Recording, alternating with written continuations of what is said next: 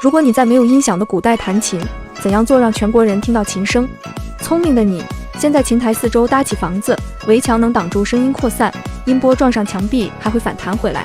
可放屋顶让声音四处乱撞，聚不到一块儿，你便把屋顶改成弧形，让音波反弹后乖乖聚在中间，声音果然清亮了不少。但墙上留着窗，总有些声音悄悄溜走。堵上窗呢，又闷得像捂住了琴的嘴，透不过气。这也难不倒你。你在琴台地板上挖了几个洞，埋进几口石缸，缸里还悬着口小钟。琴音一落，钟就跟着嗡嗡共振，声音顺着缸壁往上爬，倒像给琴添了复浑后的低音嗓子。还不够，你捡来一块带孔的石头垫在琴下，孔洞又会像你在溶洞里那样放大琴音，这种石头被称为郭公转。于是你在窗外种上修竹，风过处竹叶沙沙，成了琴的伴唱。远处寺里的钟声，檐下的鸟鸣，偶尔顺着风溜进来，和琴音缠成一团，倒比单听琴声更有滋味。不过古人琢磨这些时，也闹过不少笑话。有人把石缸埋得太深，琴声闷得像闷雷滚过泥潭；还有人错用了实心石头，弹到指尖发红，声音还是细弱文锐。如果你穿越到没有洗衣机的古代，满是油污的衣服该怎么洗干净？聪明的你早有办法。先将贝壳投入火炉煅烧，让其中的碳酸钙转化为氧化钙，也就是生石灰，捣成粉末备用。另一边，把草木灰与清水熬煮搅拌，提取出碱液后，用纱布过滤，加入贝壳粉搅匀，两者配合能为皂化反应提供并强化所需的碱性。将混合液2次过滤后静置1夜，让杂质沉淀。接下来将切好的猪板油倒入锅中熬至出油，待猪油冷却至常温后倒入碗中，再舀入沉淀好的上层澄清碱水一同倒入碗中，持续搅拌，让两者充分融合。你会看到液体渐渐变成乳白膏状，这正是油脂在碱的作用下发生皂化反应，脂肪酸转化为肥皂和甘油的过程。此时撒入细盐，利用盐析作用加速肥皂析出，还可加些晒干的花碎增添香气。最后将皂体倒入模具阴干数日，凝固成型后取出，便可用来清洗油污衣物了。那么恭喜你成功制作出古法肥皂，不仅能高效去除衣物油污，用来清洁身体也同样适用。这样一块凝聚巧思的物件，在宋代市井被称作肥皂团。你猜当时要花多少银子才能买到？穿越古代，没有洗衣机，身上的油污味让你被所有人嫌弃。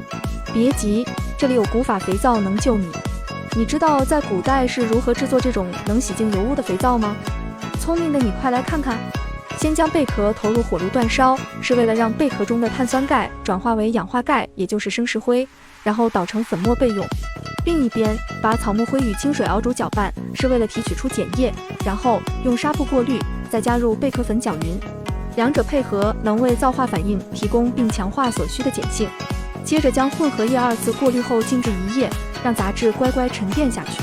接下来将切好的猪板油倒入锅中熬至出油，待猪油冷却至常温后倒入碗中，再舀入沉淀好的上层澄清碱水一同倒入碗中，然后持续搅拌，让两者充分融合。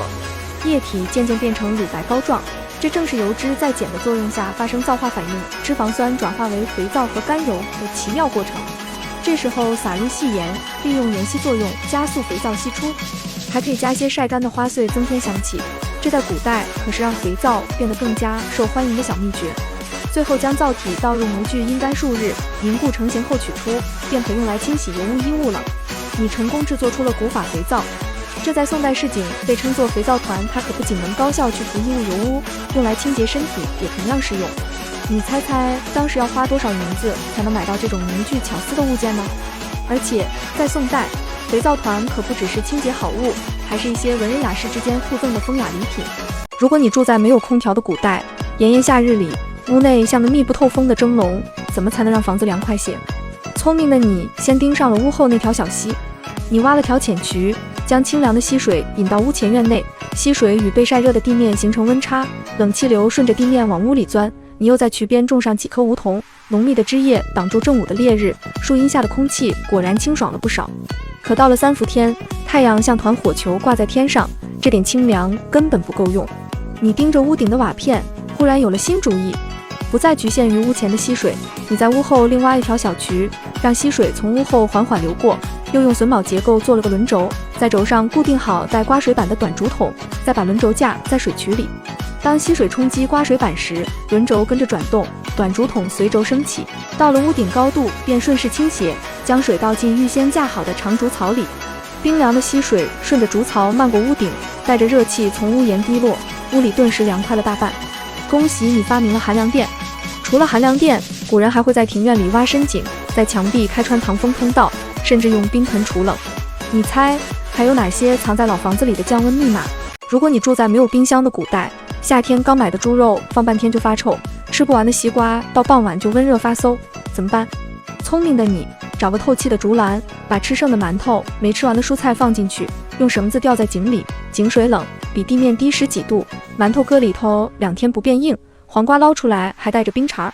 可这招对付汤水和肉类没用，肉汤掉在井里，第2天就飘起一层黏糊糊的白沫，该怎么办？这也难不倒聪明的你。你把新鲜猪肉切成条，抹上1层盐，再撒把花椒，八角揉匀，挂在院内暴晒。盐巴能吸走肉里的水分，抑制细菌繁殖。太阳把剩下的潮气烤干，原本软嫩的肉变得硬邦邦，挂在通风处能存1整个夏天。可总吃咸肉也腻得慌，有没有法子留住蔬果的清爽？你瞅着厨房的大水缸，灵机一动，把刚摘的豆角、黄瓜洗净晾干，1层菜1层盐码进缸里，倒上凉白开没过菜，再压块大石头。过了10来天，掀开缸盖，酸溜溜的香气直钻鼻子。蔬菜在盐水里发酵出了保护层，既能当菜又能开胃，能存到秋凉都不坏。可要是想喝口冰镇酸梅汤，这招又不管用了。这时你想起村西头的冰窖，寒冬腊月时，村民们凿下河里的大块冰，裹上稻草藏进地下窖里，夏天取出来放进冰鉴。这是个带夹层的木盒子，把冰搁在夹层，酸梅汤装进内层，盖上盖子，不多时就凉透了。恭喜你解锁了穿越技能。除了这些，古人还会把鲜枣晒成干，把葡萄酿成果酒，甚至用蜂蜜腌制梅子。你家现在还留着类似的老法子吗？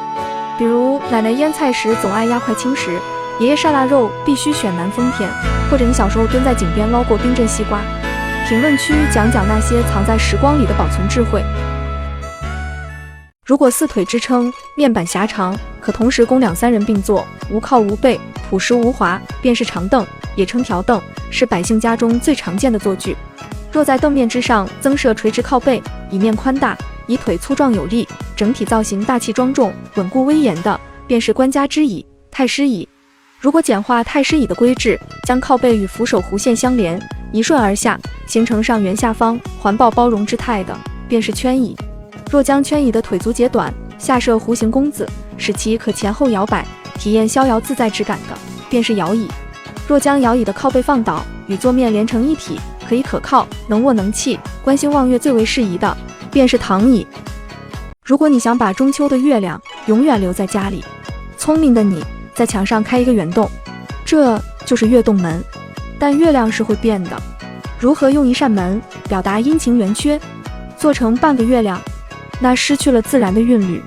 于是你沿着蜿蜒的小路建起一连串的月洞门，当你穿行而过，门中的风景流转，仿佛月亮在你眼前经历了一次从出生到圆满的轮回。恭喜你，你刚刚设计的就是手拙园中把时间变成空间的月洞门廊。